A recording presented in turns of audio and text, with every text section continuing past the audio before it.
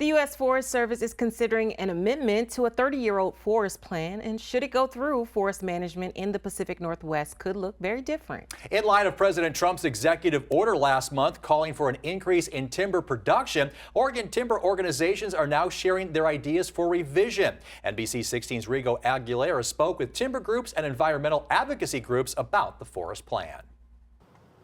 The Northwest Forest Plan was originally put in place in 1994 to protect endangered species while also contributing to the economic sustainability of timber production. Now that the U.S. Forest Service is reviewing it, local timber groups want a say in the revision process. The reality of the plan was that the targets intended for timber harvest under the plan never materialized. We've never, ever here on the Umpqua National Forest achieved the Northwest Forest Plan targets. And instead of conserving old forests for spotted owls, we've been burning them at a rate far beyond what anyone had ever imagined. The U.S. Forest Service amendment to the plan aims to address fire resilience, economic opportunities, and update guidance on conserving old-growth forests. While the Douglas timber operators are asking for less restrictions on timber production, forest conservation group Cascadia Wildlands is calling for stronger protections.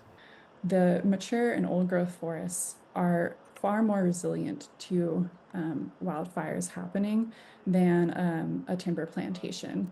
They are holding more water in their trunks. They are more diverse in their spacing and structure in the forest. And so it's really important that we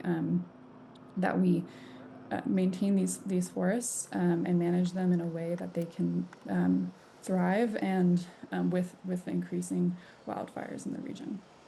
DTO says lumber production took a major hit after the plan was enacted, from 300 million board feet to 25 million, which it claims only supplies Douglas County mills for 14 days out of the year. At one point, the company had 6 mills. We're down to 3. 2 of them were closed directly from a lack of federal timber. It's devastating. I mean, it breaks your heart to watch people that all they did is show up and work hard every day, and they're the ones being punished by a lack of understanding of what it takes to manage a forest. Forest protection was a major factor in the plan, with the goal of protecting the spotted owl population. DTO claims the original plan will lead to their extinction, as the population has declined over 60%, but Cascadia Wildlands says the opposite is true. These species need these more mature and old-growth forest compositions to survive, and if they don't have those forests to live in, then they don't do so great.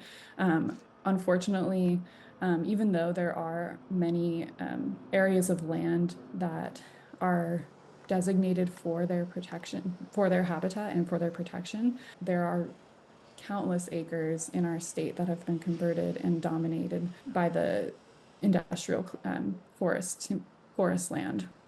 DTO is asking the Forest Service to have a drafted revision by the end of this year. The U.S. Forest Service created an environmental impact statement, and public comment came to an end in March. In Roseburg, I'm Rigo Aguilera.